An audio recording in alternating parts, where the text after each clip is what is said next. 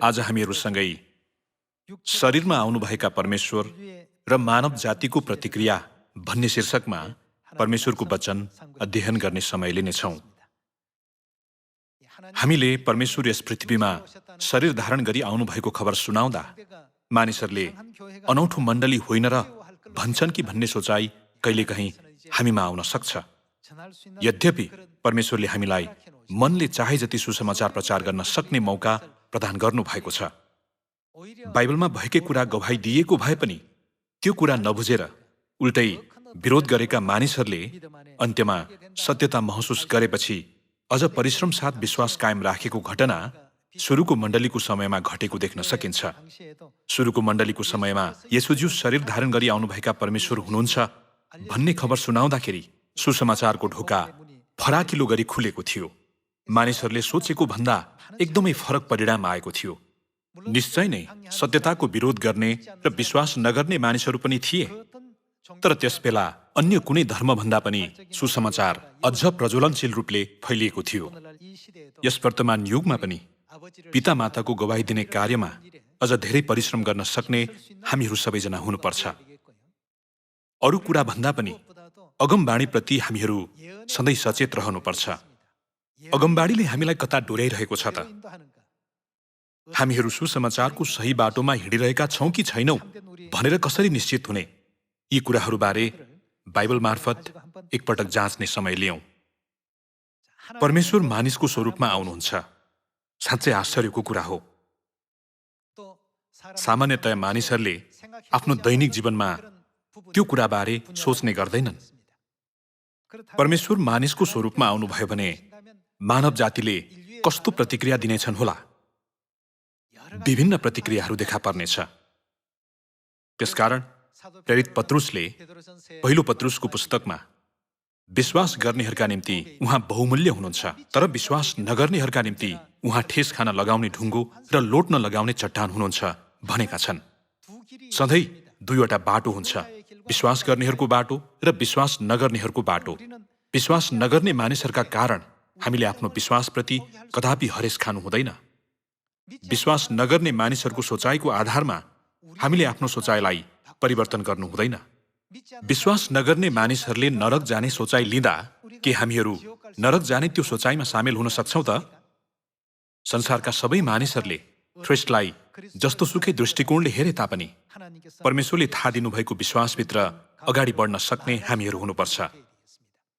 हामीले कम्तीमा एकपटक भए पनि आफैलाई सोध्नुपर्छ, परमेश्वर मानिसको स्वरूपमा आउनुहुने हो भने मानव जातिले कस्तो प्रतिक्रिया दिन्छन् होला? कस्तो प्रतिक्रिया दिन्छन् भन्ने बारे बाइबलका विभिन्न पात्रहरूद्वारा हेरौँ। उत्पत्ति अध्याय 18 को पद 1 मा हेरौँ। दिउँसोको गर्मीमा मम्रेका फलान्टका रुखहरू नेरको आफ्नो पालको ढोकामा अब्राहम बसिरहँदा परमप्रभु तिनी कहाँ देखा पर्नुभयो। तिनले आफ्ना आँखा उठाएर हेरे र आफ्नो सामु 3 जना मानिसहरू उभिरहेका देखे। उनीहरूलाई देखेर तिनी पालको ढोकाबाट भेट गर्नलाई कुदेर गए र भुइँसम्म निहुरेर दण्डवत गरे।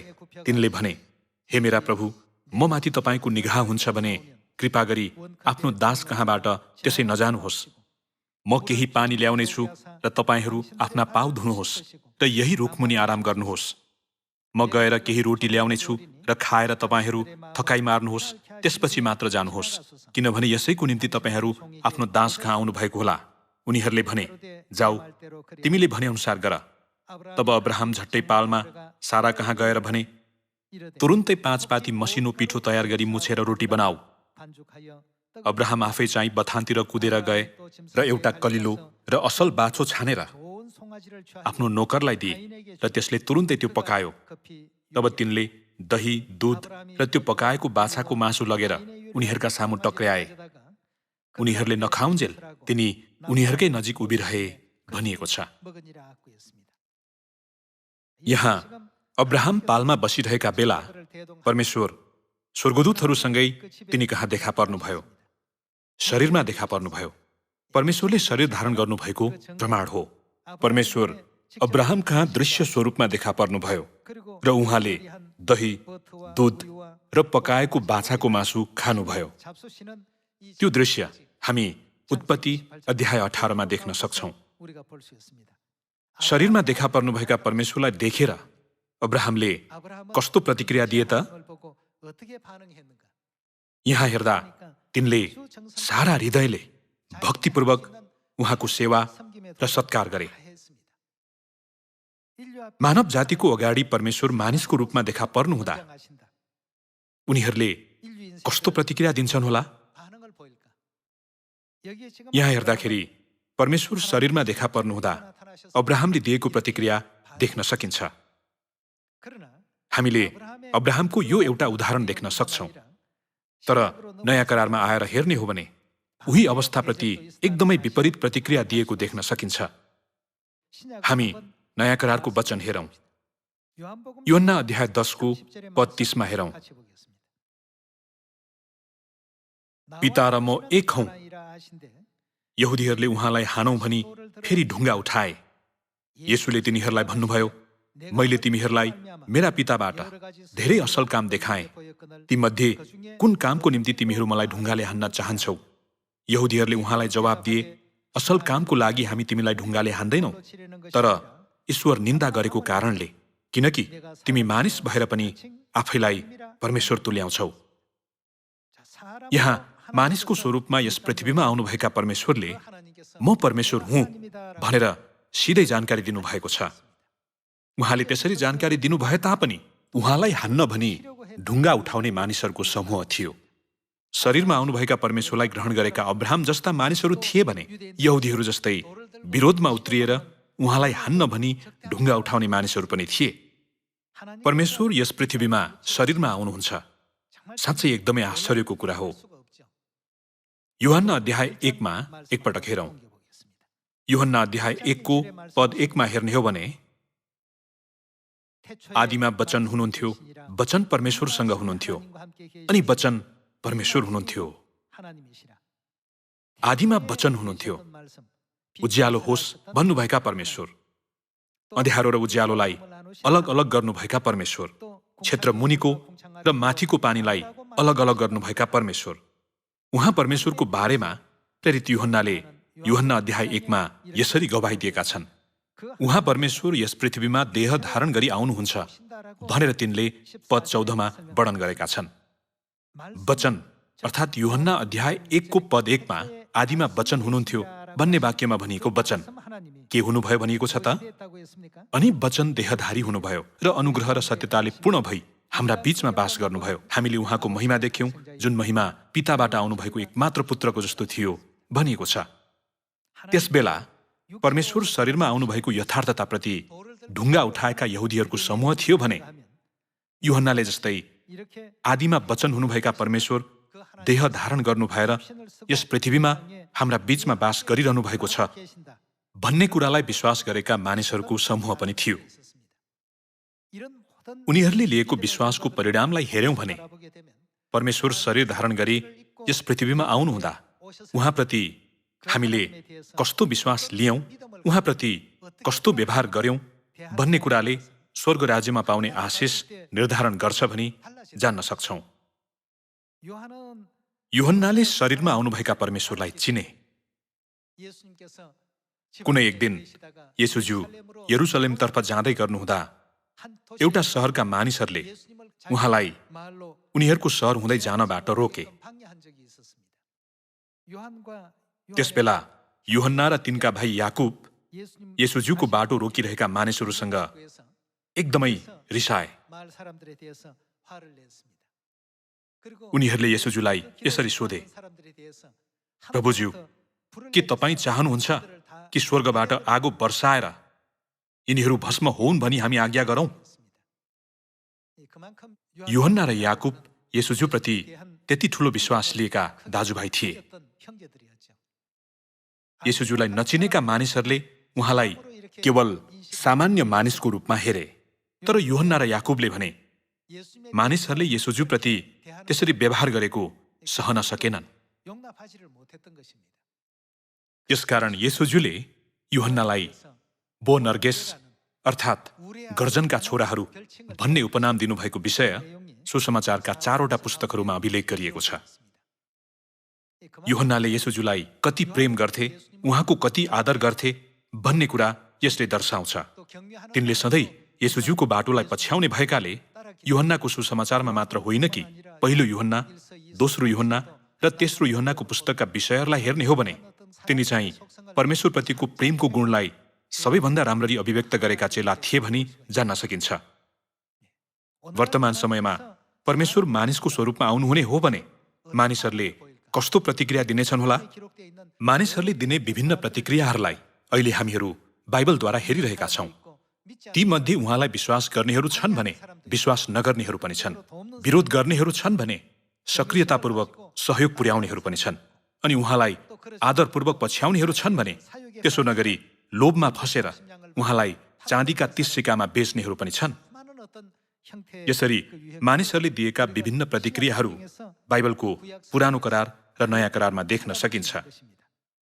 त्यसो भए सुरुको मण्डलीका सन्तहरूले शरीरमा आउनुभएका परमेश्वरप्रति कस्तो विश्वास लिएका थिए होलान्? दोस्रो यूहन्ना अध्याय 1 को पद 7 मा सँगै हेरौँ।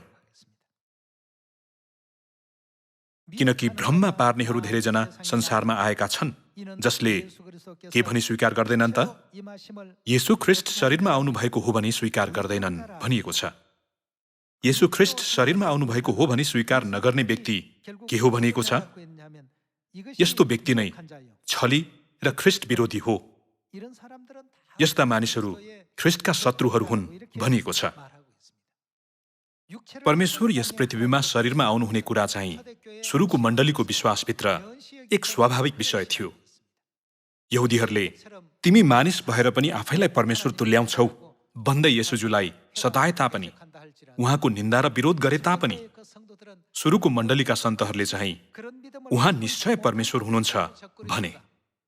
विश्वास नगर्नेहरू ख्रिस्ट विरोधीहरू हुन्, ख्रिस्टका शत्रुहरू हुन् भनिएको छ। सुरुको मण्डलीका सन्तहरूले साहस साथ प्रचार गरेको कुरालाई हेरेर वर्तमान युगका परमेश्वरको मण्डलीका सन्तहरूले सुरुको मण्डलीका सन्तहरूको जस्तै विश्वास लिनुपर्छ।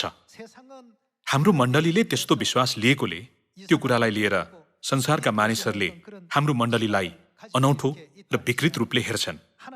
वास्तवमा तिनीहरू परमेश्वर यस पृथ्वीमा शरीरमा आउनुभएको कुरालाई इन्कार गर्ने मानिसहरू हुन्।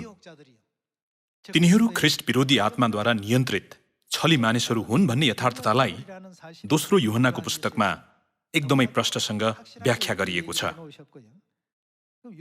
यूहन्नाले मात्र त्यस्तो विश्वास लिएका थिएनन्। पहिलो तिमोथी अध्याय 2 को पद 4 मा हेरौँ। सबै मानिसहरूले मुक्ति पाउन् र तिनीहरू सत्यको ज्ञानमा आउन् भन्ने इच्छा उहाँ गर्नुहुन्छ। किनकि परमेश्वर एउटै हुनुहुन्छ। परमेश्वर र मानिसहरूका बीचमा मध्यस्थ पनि एउटै हुनुहुन्छ। को हुनुहुन्छ? मानिस ख्रिस्ट येशू भनिएको छ। परमेश्वर शरीर धारण गरी यस पृथ्वीमा आउनुहुने यथार्थतालाई प्रेरित यूहन्नाले मात्र विश्वास गरेका थिएनन्। तिमोथीलाई पत्र लेखेका प्रेरित पावलले पनि उस्तै विश्वास र दृष्टिकोण लिएका थिए।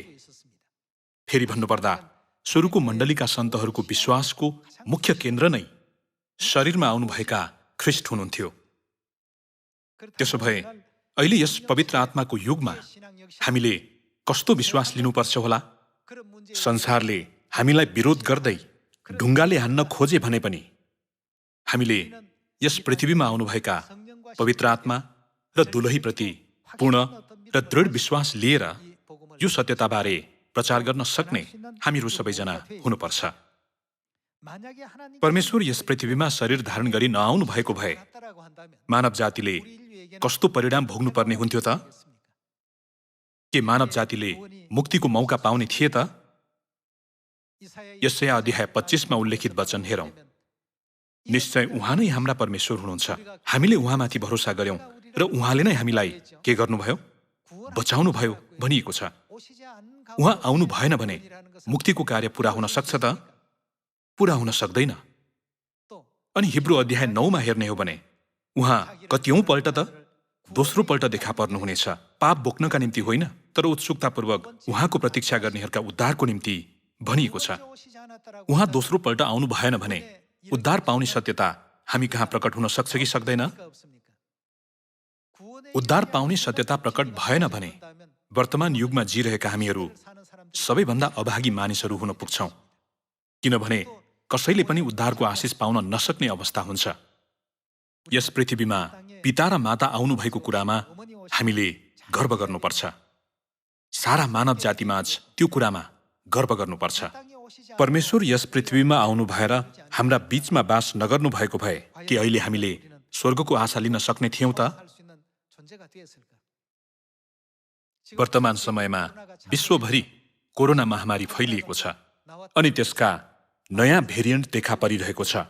धेरै मानिसहरू डरले काँप्दै यो महामारीमा ज्यान गुमाइयो भने के होला भनेर सोचिरहेका छन्। सबैजना दिनदिनै मृत्युको डर र अनिश्चित भविष्यभित्र लक्ष्य बिना त्यत्तिकै जिरहेका छन्। त्यसैबीच मानिसहरूले मृत्यु भोगे भने परमेश्वरको इन्साफले तिनीहरूलाई पर्खिरहेको हुनेछ। त्यसैले यस पृथ्वीमा शरीरमा आउनुभएका हाम्रा परमेश्वरलाई प्रत्येक दिन महिमा चढाउन जान्ने हामीहरू हुनुपर्छ। मरियमले किम्ती जटामसीको सुगन्धित अत्तर येशूज्यूको दफन दिनको लागि प्रयोग गरेको विषय सुसमाचारका अभिलेखहरूमा देख्न सकिन्छ। शरीर धारण गरी आउनुभएका परमेश्वरलाई आदर गरेका मानिसहरूको समूह थियो भने येशूज्यूको निन्दा गर्न र उहाँलाई मार्नलाई षड्यन्त्र रच्ने फरिसी र सदुकीहरू जस्ता दुष्ट मानिसहरूको समूह पनि थियो। यस्ता मानिसहरूले स्वर्गमा गरेका सबै दुष्ट कार्यहरू शरीरमा यस पृथ्वीमा आएर पनि जस्ताको तस्तै दोहोर्याइरहेका छन्।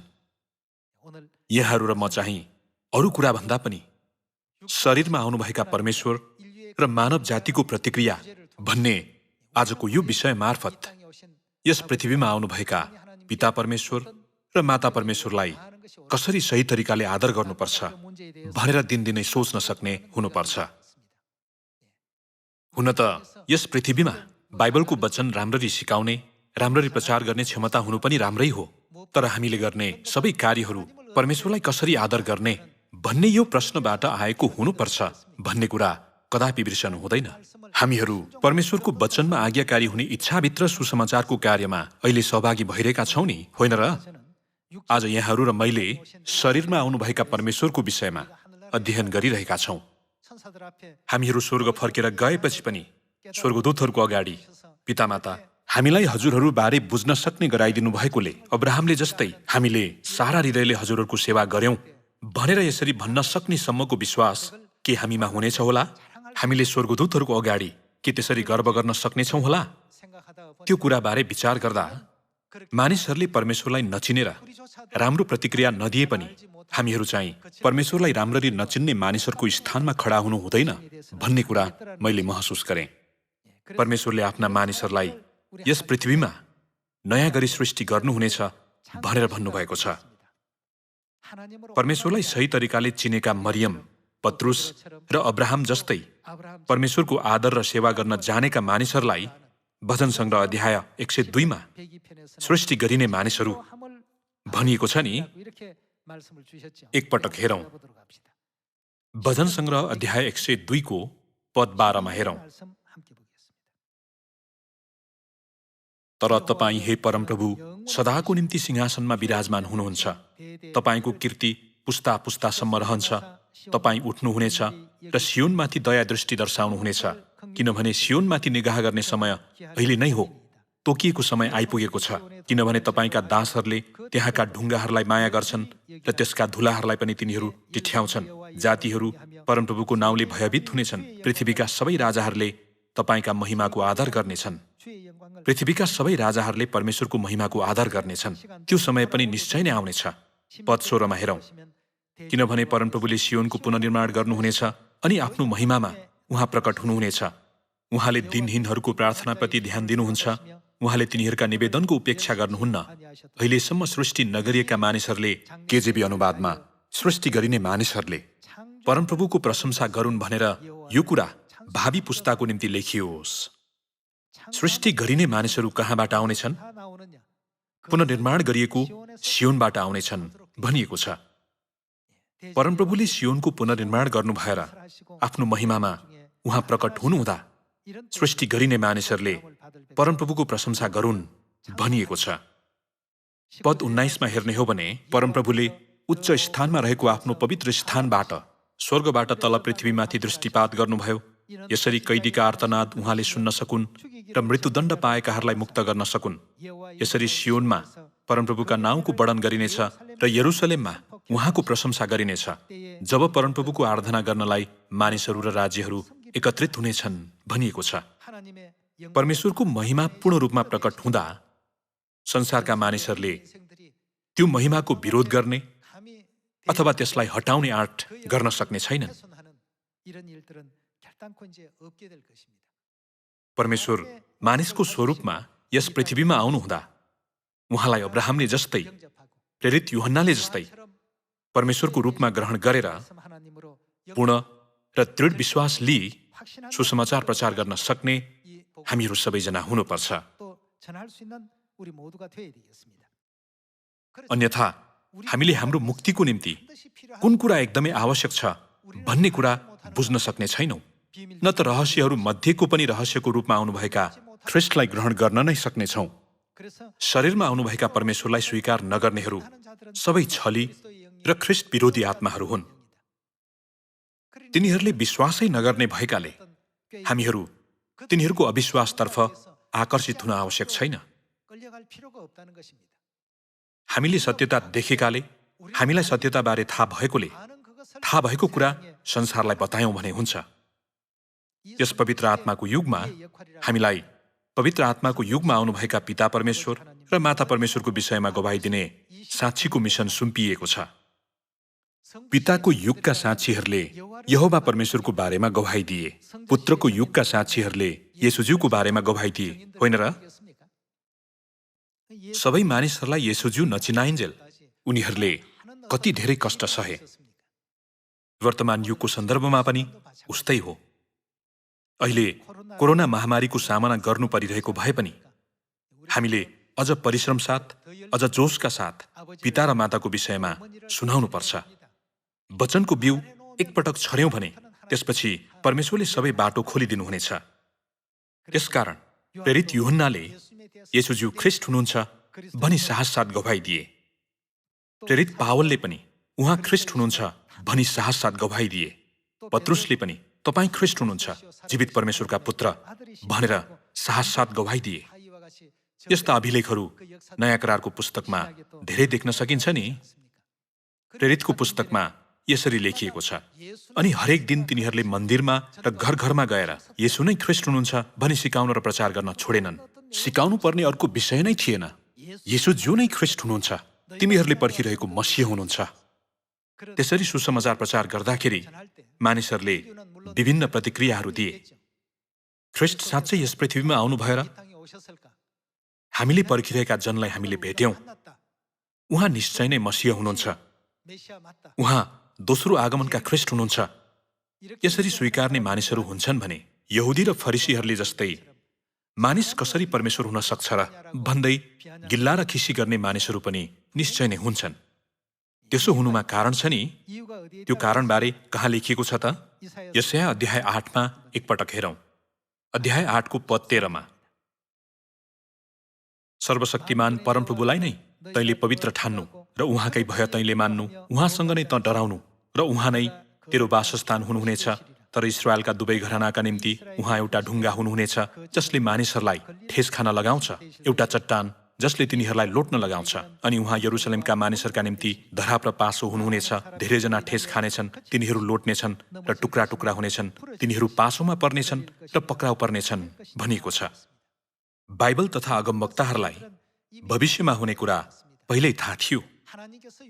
परमेश्वर शरीर धारण गरी यस पृथ्वीमा आउनुभएको कुरा प्रचार हुँदाखेरि घट्ने घटनाहरूबारे उनीहरूलाई राम्ररी थाहा थियो।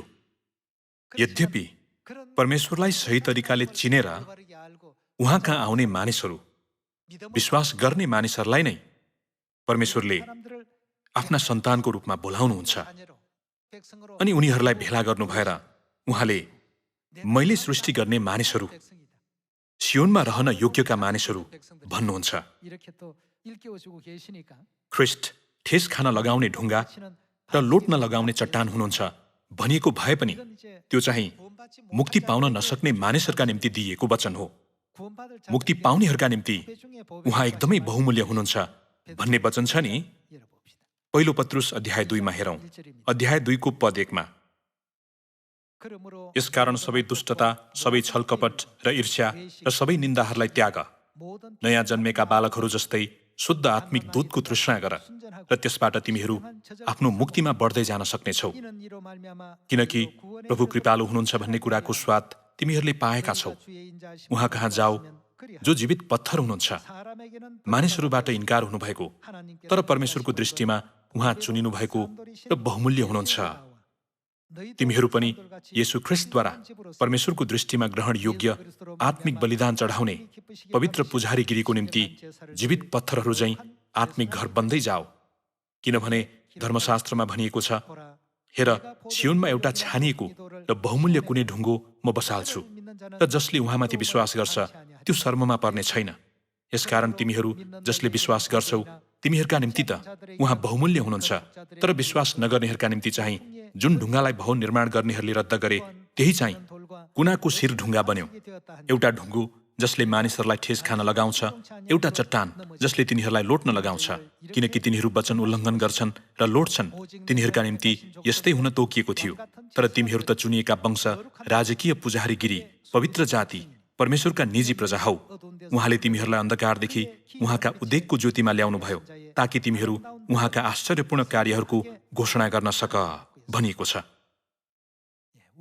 हामीहरू परमेश्वरका प्रजा बन्नुभन्दा अघि अन्य जातिको स्थानमा थियौं, तर अब शरीर धारण गरी यस पृथ्वीमा आउनुभएका परमेश्वरप्रति सही विश्वास लिएर परमेश्वरले मार्गदर्शन गरिरहनु भएको पवित्र सुसमाचारको कार्यमा हामीहरू सहभागी भइरहेका छौं।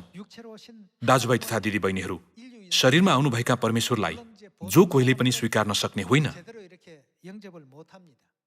परमेश्वरले मत्ती अध्याय 13 मा दिनुभएको वचन जस्तै परमेश्वरले तिमीहरूलाई देख्न सक्ने आँखा र सुन्न सक्ने कान दिनुभएको छ। यदि हामीले देख्न सक्ने आँखा, सुन्न सक्ने कान र महसुस गर्न सक्ने हृदय लिएका छौं भने परमेश्वर यस पृथ्वीमा आउनुहुँदा कसरी उहाँको आदर गर्नुपर्छ भन्ने बारे जान्नुपर्छ, अनि स्वर्ग राज्य प्रवेश गरेपछि पनि कसरी उहाँको आदर गरिरहन सकिन्छ भन्ने बारे सही तरिकाले जान्ने हामीहरू हुनुपर्छ। हुन त बाइबल अध्ययन गर्नु, धेरै पदहरू थाहा हुनु र राम्ररी पढाउन सक्नु पनि राम्रो त हो। यहुदी र फरिसीहरू बाइबल सम्बन्धी उच्च ज्ञान भएका मानिसहरू थिए, यद्यपि तिनीहरूले येशूज्यूको आदर नगरेकाले र उहाँको श्रद्धा नगरेको हुनाले अन्ततः तिनीहरूले उहाँलाई क्रुसमा टाग्ने कार्यको नेतृत्व लिए नि। बाइबल सम्बन्धी ज्ञानको प्रसङ्गमा येशूज्यूका चेलाहरूमा भन्दा फरिसीहरू, सदुकीहरू र यहुदीहरूमा बाइबल सम्बन्धी राम्रो ज्ञान थियो। बाइबल लेख्नु र त्यसका प्रतिलिपिहरू बनाउनु यी मानिसहरूको काम थियो नि, तर तिनीहरूले आउनुभएका परमेश्वरलाई ग्रहण गरेनन्। शरीर धारण गरी आउनुभएका परमेश्वर प्रतिको तिनीहरूको प्रतिक्रियाले ख्रिस्टलाई ठेस खान लगाउने ढुङ्गो र लोट्न लगाउने चट्टानको रूपमा लिन बाध्य बनायो। वर्तमान युगमा पवित्र आत्मा र दुलहीले डोर्याइरहनु भएको यो सुसमाचार, हामीहरू सियोनका सन्तान, सृष्टि गरिने परमेश्वरका प्रजा बन्न चाहन्छौं भने हामीले सबैभन्दा पहिला शरीरमा आउनुभएका परमेश्वरलाई महसुस गर्न सक्नुपर्छ। हामीले यूहन्ना, अब्राहम र मरियमले जस्तै परमेश्वरलाई बहुमूल्य ठान्दै उहाँको आदर र सेवा गर्न जान्ने विश्वास लिनुपर्छ। परमेश्वरले हामीलाई जता डोर्याउनु भए पनि धन्यवादी मनद्वारा उहाँलाई पछ्याउनुपर्छ। अनन्तको स्वर्ग प्रवेश गर्दाखेरि एकजना पनि अयोग्य नठहरिने गरी अन्त्यसम्म हिँड्न सक्ने यहाँहरू र म हुन सकौं भन्दै आजको वचन समाप्त गर्दछु। धन्यवाद।